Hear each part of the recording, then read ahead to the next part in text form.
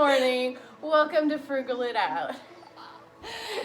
Today is going to be featuring I just about burnt myself on this fire. It's not real. It's not. But this part is actually hot. It's a little space heater. We will be making a t-shirt blanket for our dear friend Kaycee. And also her son Quinn, who's now 12. About a year and a half ago, their husband, passed away from cancer. He had colitis, which led to needing a liver transplant. And very quickly, actually during the liver transplant, they got in there and realized that he had cancer, stage 4 cancer, and so it was pretty quick after that. And so a couple months ago when we cleaned out the closet of his clothes, we donated a lot of it, but what made it a little bit easier is we got to hang on to all the special items like t-shirts, because that's usually the stuff you remember people buy, remember them wearing it, and so held on to all those, knowing that I'd be able to make her a t-shirt blanket eventually. So that time has come. Trying to hurry up and get it done before her birthday and Christmas, and so this video is about how to make a t-shirt blanket. It requires some knowledge, very, very basic knowledge of using a sewing machine. That's all I have. do not have. I barely have enough to do this. So you could probably watch a how to sew tutorial. As long as you can do a basic stitch on a t-shirt or on any material, you can do this. So we hope you enjoy this episode of Frugal It Out t-shirt blanket edition. My living room is still set up funny from the sleepover. It's like Whoville with a tree in the middle. I'll take it down later.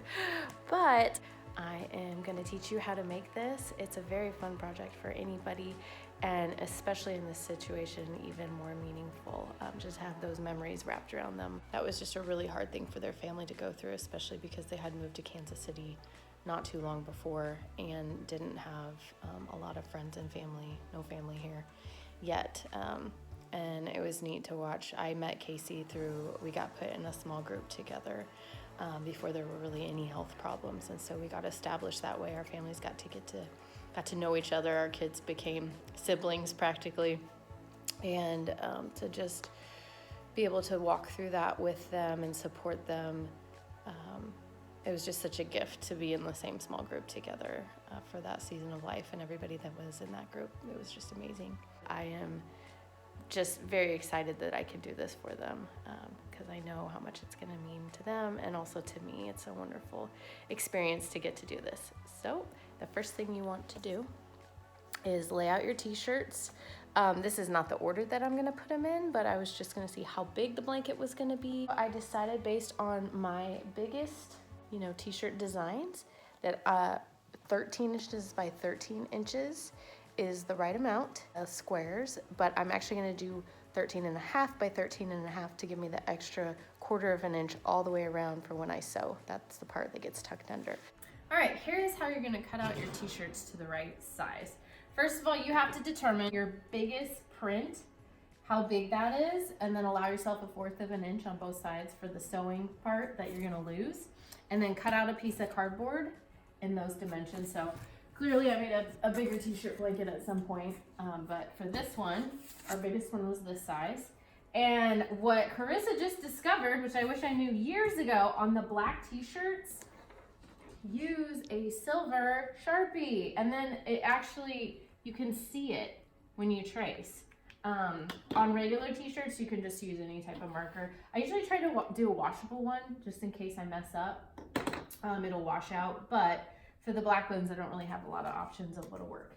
So you're gonna put your t-shirt down and make sure you smooth out all the wrinkles the best that you can.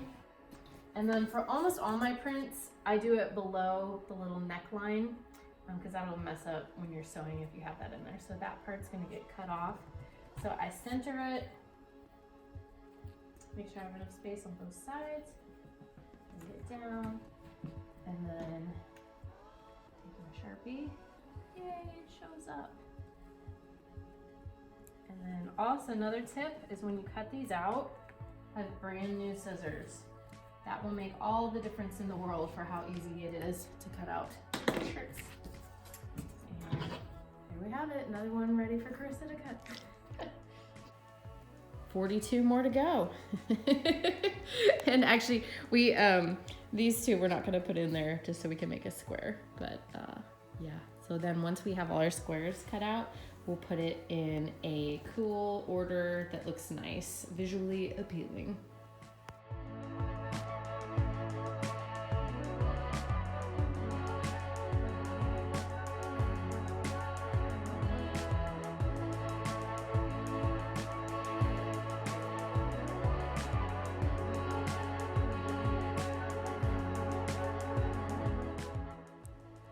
Later, we decided to split the blanket into two instead of one giant one so that Kaycee and Quid could each have their own blanket. Here goes nothing. I haven't sewed in a lot of years, so I just did a little practice on some scraps to make sure I remember how to do it. I have in my living room this table set up. I am ready to go.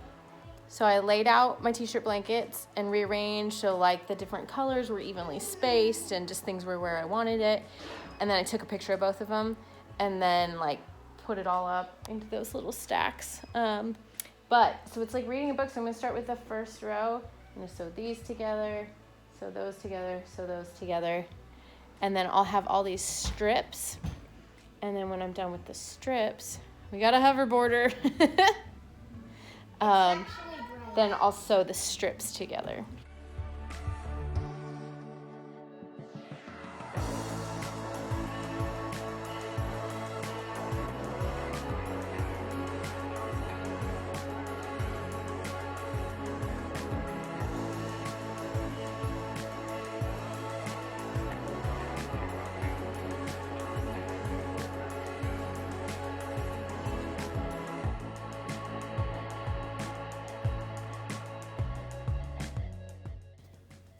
This is the backing that I used for the t-shirt blanket.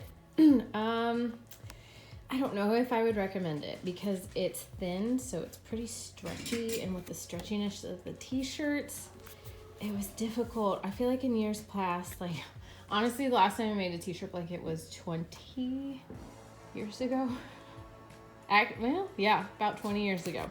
So back then, I don't even think this material was invented yet. But I got this from Walmart. I think I used fleece in the past, and I have a second t-shirt blanket to make, and I'm debating whether or not I'm going to use this or not. But it's so soft, so probably just will.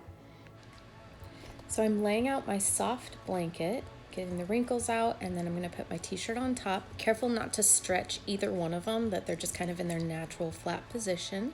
And then I am pinning the t-shirts onto the soft blanket inside out.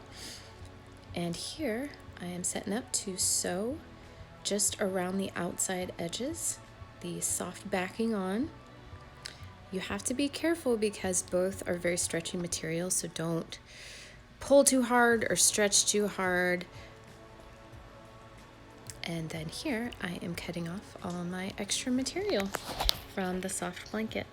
And after this, you will see me flip the blanket inside out through the tiny hole. I did leave a hole about 6 inches open so that I can flip the blanket inside out.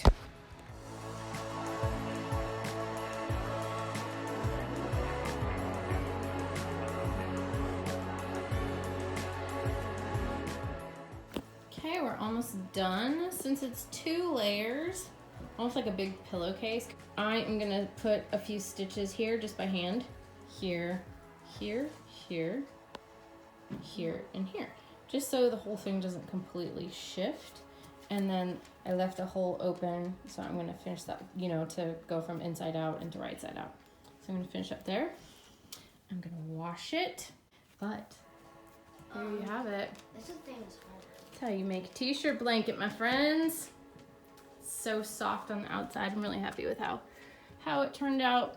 It's gonna be really comfortable. The nice thing too about t-shirt blankets, they're like a little bit heavier, and I know like weighted blankets is kind of the cooler thing right now, so they're like the original weighted blanket.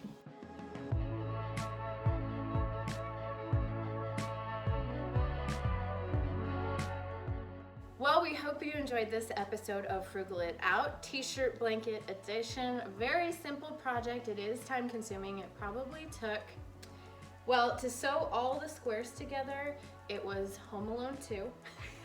All the cutting, how long do you think the cutting took us? And there were 2 of us, so. That was probably, do you think it was 4 hours worth? Yeah, Maybe on your own. If you're doing it by yourself, maybe 4 hours worth of cutting. But again, that's kind of a fun thing, mindless, to just sit down, turn on a podcast, watch a movie, whatever, get cutting. So then 2 hours for sewing the squares together, and maybe for sure an hour. Let's just err on the side of caution. An extra 2 hours to sew the backing on. So what is that? 4, 6, 8. 8 hours. So 8 hours. So this is a full day project, but how amazing. And I made my sister and my brother-in-law, I haven't told you this, one of these 20 years ago. They still use it every night to the point where like the t-shirts have disintegrated. Oh, wow. So I'm like, that's not my sewing problem. That's just, Yeah. they use it on their bed and they love it. So what a great thing for anybody, a kid going off to college. For Such sure. a great way to clean out your closet too. Because there's so many shirts like this that you're not gonna wear anymore, but you love. So Yes. This is going to be so special for even Quinn to take this off to college when he goes. I mean, I know he's only, 12 now, but hey, it's going to go be something. fast. Yep. It's going to be something that they will both be able to treasure forever. So Kaycee, we love you. We're gonna block you right now so you don't can't see see this this. before Christmas and your birthday. Hopefully you don't notice. But we love you. We hope you guys enjoy this. Oh, hey, don't forget to hit subscribe. Yes. Click the note. Do you click the notification the button? notification bell, yep. And Yep. and also you guys, don't forget to follow us over on Instagram because we've been asking questions because we're doing a couple little videos like get to know us.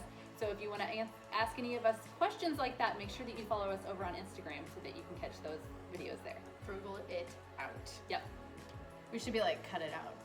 What would it be? You know, like, cut. Oh. Remember from, what was it? Full House? Yeah, what was it though? Cut it out. So what would frugal it out mean? Frugal it out. Oh, that's so dorky, but I love it. So Amy, bye guys.